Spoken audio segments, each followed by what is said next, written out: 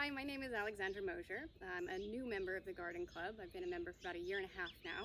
I've been growing dahlias, or experimenting with growing dahlias, for about 2 years now, and I want to teach you kind of what I'm up to and what makes dahlias so great.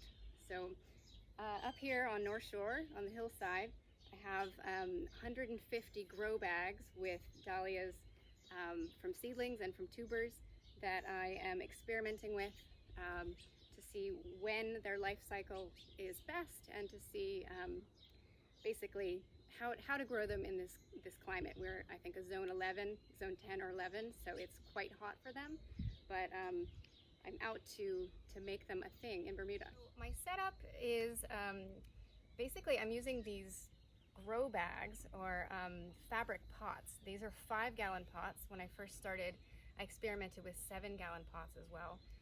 Dahlia tubers grow outward. They're like fingerling potatoes. So they're kind of between 4 and 6 inches long, and they grow in all directions. So having a bag that's big enough to accommodate them, or a pot that's big enough to accommodate them, is really important.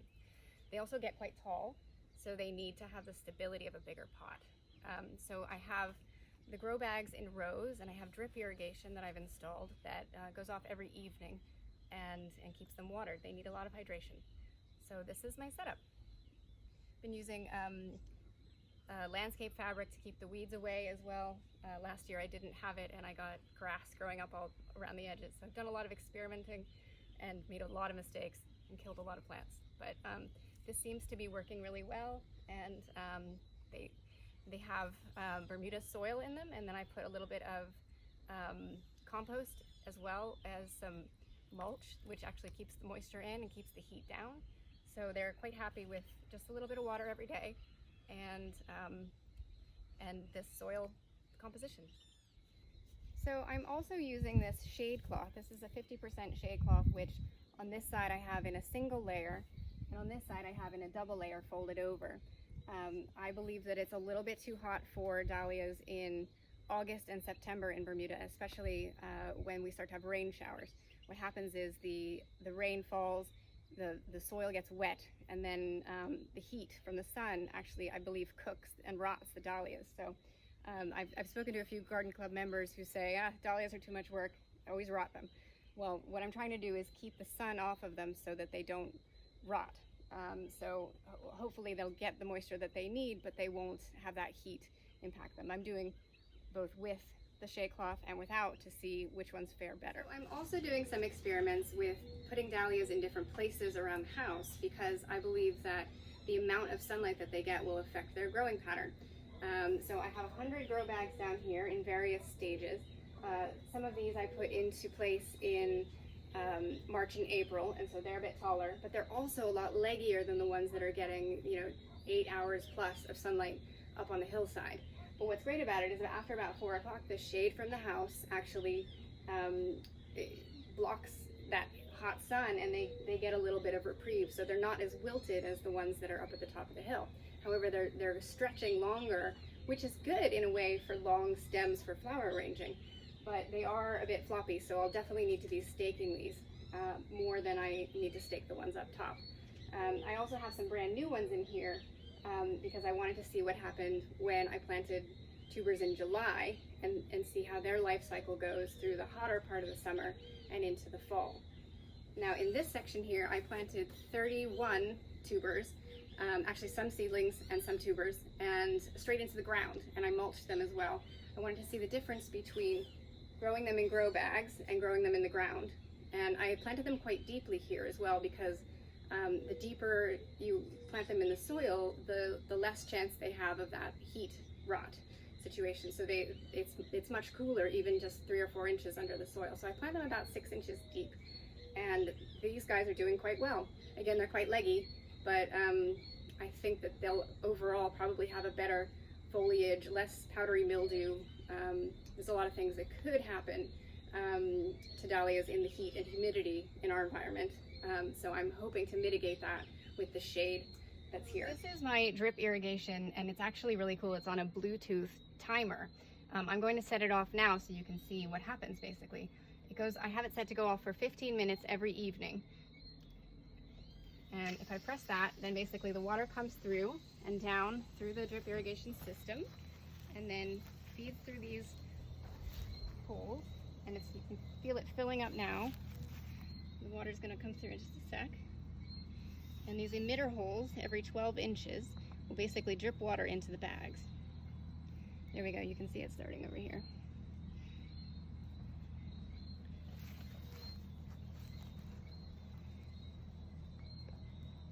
You see that?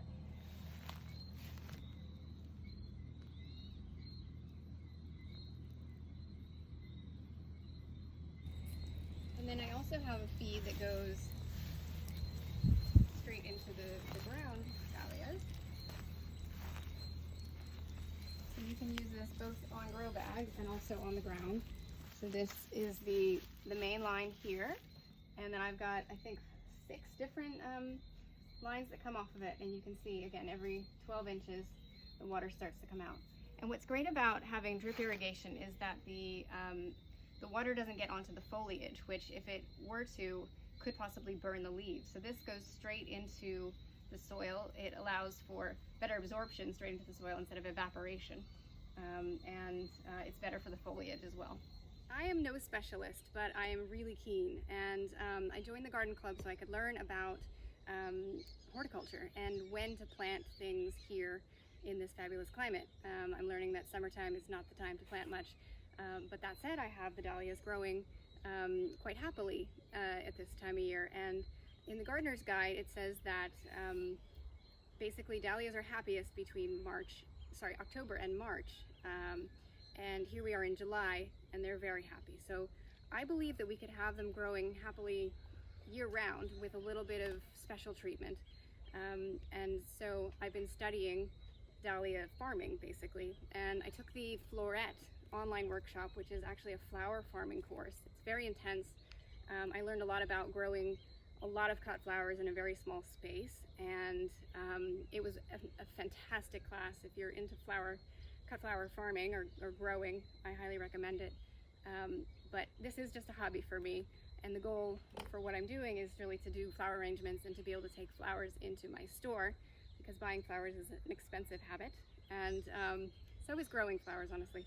But I've been studying how to grow flowers, studying dahlia books, Florida and Southern garden guides, and then I have a lot of flower friends on Instagram. I actually have a specific Instagram account called Sea Flower Bermuda. If you'd like to follow my dahlia experiments, you can find me there, or at the garden club meetings. So I want to show you the life cycle of dahlias, and we're going to start with seeds. So let me pull out my seeds. And basically, this is regular potting soil, and I pre-labeled everything. I order seeds online, and they go through the Ag and Fish. So I've got Bee's Choice Dahlia seed mix from Floret. I also have seeds from Johnny's Seeds. And then my favorite is a grower called Cozy Town Flowers, and she had a little handwritten card, but she basically is a dahlia hybridizer, and she has only beautiful dahlias in her field, and she hand pollinates with a paintbrush. It's something I'll be experimenting with this later in the season, but basically these seeds are how the whole process starts. So you can see these are seeds from a grower that I met online, found her on Instagram, and her brand is Cozy Town Flowers. And these are beautiful. And so what I've been doing is sowing seeds, one per cell basically, every quarter all year long. So I want to see how they grow in different times of the year, and then how they transfer into the flower beds. So basically, sow them like you'd sow any seed, a tomato seed, a flower seed, cosmos seed, and treat them with care, water them, and give them sunlight, and they grow into little shoots, and then their roots will form tubers. So what I want to show you is the difference between good seedlings and kind of yucky, ugly seedlings. So let me pull that out.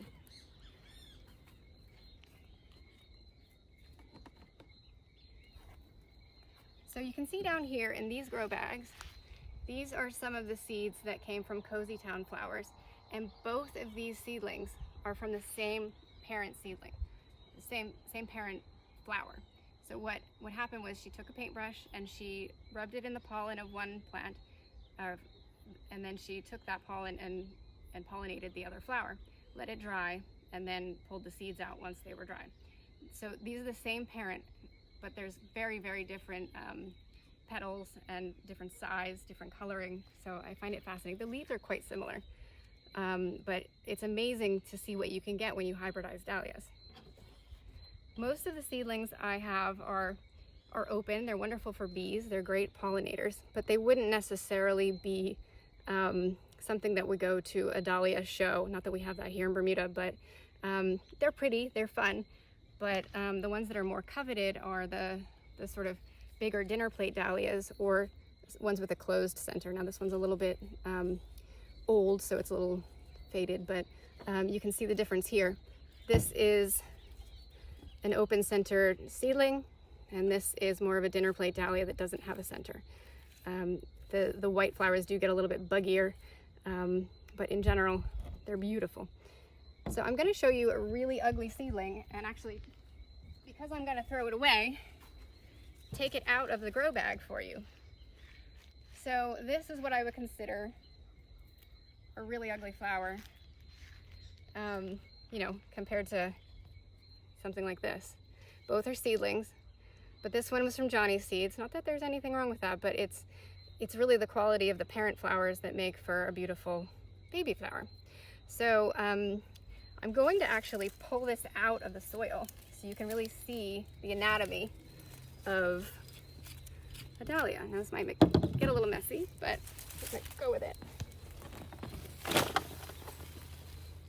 So this has been growing since March, and it's making baby tubers. So each of these little roots is growing a tuber, and you can see the mother tuber is in there, kind of in there, and it will eventually rot. You can't use the mother tuber again. But what I could do is take these, if they were a little plumper, a little further along in the season, maybe October or so, and I can divide them and then plant them again. So I'll show you what that looks like. So basically this is what most growers do when they have their first, what they call hard frost, which of course we don't have here, but they have their hard frost. They let the energy from the stems go back into the tubers, and then get rid of all the foliage, compost that. And actually this looks like it's two different tubers went into the same plant. So what you do is basically take off all the roots and you can divide the tubers. What's important is that you have a part of the crown, which is up here on the stem. You can break your cutters easily this way too, but you basically go in and divide. You need a little bit of the neck, you need the full tuber, a little bit of the neck, and a little bit of the crown. And I'm going to show you what an eye is on some tubers that are more mature. So again, these are skinny and young because we're pulling them up about 4 months earlier than we would, but I'm going to show you big fat tubers. So these are tubers that I actually pulled out from under the bed this morning and cracked up because they are growing even in the dark, even in the house. And I didn't think that would happen. Now, there are some that are rotten and spoiled, so that's what happens when they're not viable. They turn into little raisins. But there are so many of them that are sprouting. And so interestingly, on the ones where I just had little tubers, I kept them together as a clump. And basically the sprouts are coming out of the tuber. So you can see these will be ready to plant and pot up right now, and I will do that. I'll show you how to pot up some, but I want to show you a really good one that has here we go. There we go. This is what would normally be classified as a good solid tuber.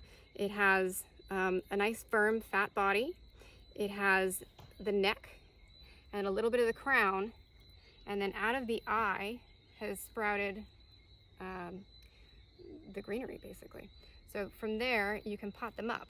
So there's two ways of doing it, depending on if you're going to be taking cuttings or if you're going to be growing them directly. If you're taking cuttings, you want to pot them up with the neck outside of the soil. And from there, you can actually cut the green part off, the shoot off, and you can then propagate that in soil and it will grow its own roots. So you could take one tuber, so say you were buying a tuber from me or someone, for charity, I'm sure. You could basically take that tuber and you could probably make 8 or 10 plants out of it if you were to successfully propagate the cuttings. If you didn't want to do that and you just wanted to get on with it, you basically would plant it below the soil surface, and then once it started to branch out, you would then plant that in about 6 inches deep into your main growing soil, whether it's in a grow bag or in the ground. So basically I would take one of these tubers just like this, pot it up with some soil, like this. Make sure that be very gentle with the neck. I've snapped off a lot of young shoots before. And then importantly, take your label. Now I don't know what these are because last year I did all of my garden markers, or all of my plant markers with a Sharpie, not a garden marker. And all of them faded, and I have no idea what all these tubers are when I did the year before. But the Sharpie will fade, so don't use a Sharpie. Use this, it's called a garden marker. This is not sponsored by them, but they're so good. So many of these that are coming up behind me are completely mystery tubers, mystery plants. I'm really excited. I got a cafe au lait that just came out yesterday, and that's like the best dahlia, well, in my opinion. So I'm really happy that I have one of those and I can divide the tubers and keep that plant going. Basically, that's how you pot up a tuber. I want to show you two things. This is basically a tuber that I planted straight into a grow bag. So it came from one of these little pots that was like this, and then I put it into the big grow bag. And what I want to show you is two things: pinching and then propagating what you've already cut out. So if you pinch a dahlia, you basically want to go, now some of these leaves have burned out because we're here in July, but basically you want to chop out the middle, which encourages branching. So there will be new shoots that come out of here and out of here, and we'll have a much fuller dahlia than we would if we had one long stem, which basically can get as thick as a broomstick. And that's no good for flower arranging. But the cool thing is, so that's going to be great. It's going to branch, it's going to go in the garden and do its thing. But the cool thing is that you can pot up your cuttings.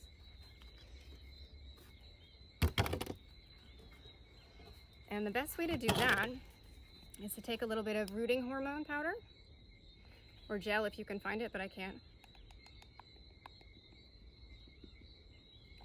You're supposed to be careful with this, so be careful with it. Basically take off the lower leaves, so you just have a few leaves left at the top, and then you'll dip the end that you've just cut into the rooting powder. And what will happen is where you've removed the leaves, roots will form from there. So you put it up against, it's best in a terracotta pot, up against the edge. I usually use like a chopstick to create a little hole, and pop that there and firm it down. And you can put quite a few. If you know what the variety is, this is when you would label it, but I don't know what that is.